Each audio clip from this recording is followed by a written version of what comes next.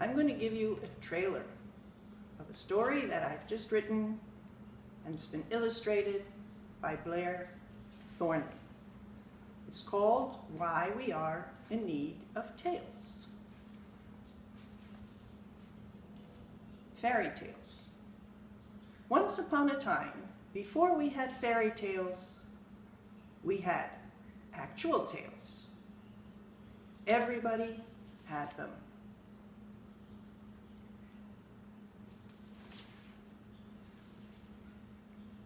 It made sense. Tales connected us to the world and to others, and wove us into the fabric of life. We had long tales, which we would drape over our arms, casually throw around our necks like scarves, or let trail behind us like a bride's train. So let me tell you the story of why we are in need of tales. Once upon a time, there were two beings, Huck and Tuck.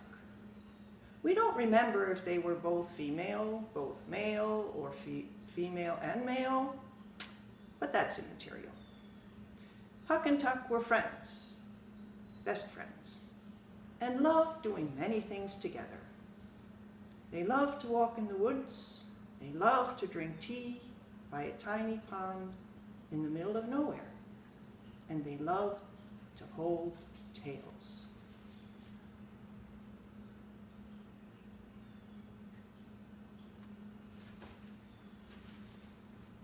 When they held tales, the rest of their body was free to move around independent of the other.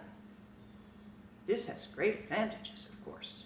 You don't want to move as the other moves. Even dancers don't do that. So while Huck or Tuck was serving tea, the other could pass the cookies. You see how this works? Holding tales was such a great way to be together. Huck could dance up and down, and Tuck could watch and tap his foot.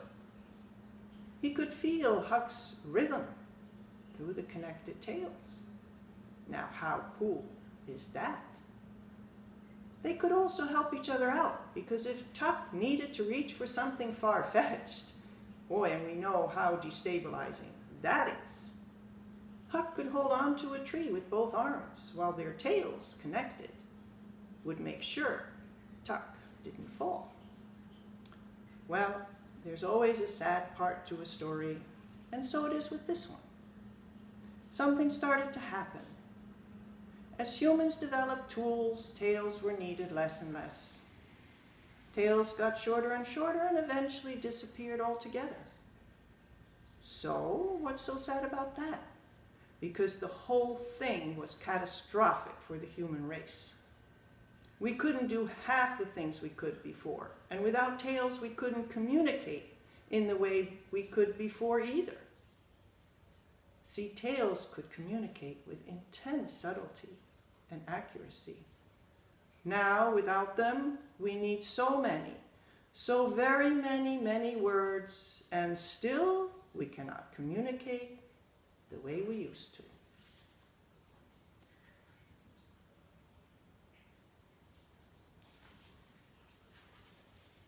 One day, Huck was trying to communicate some really subtle thing that was on his mind, but Tuck couldn't understand.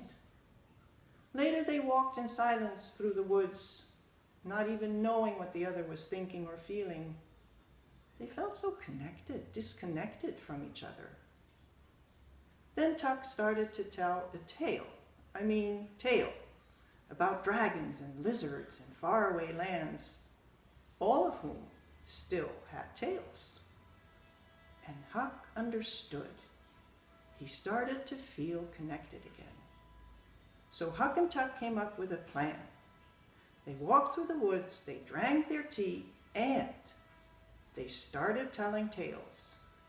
And these tales became what we now call fairy tales, though Huck and Tuck called them fairy tales, of course. So that's my first chapter of the new book, and hope you'll like to read more of it.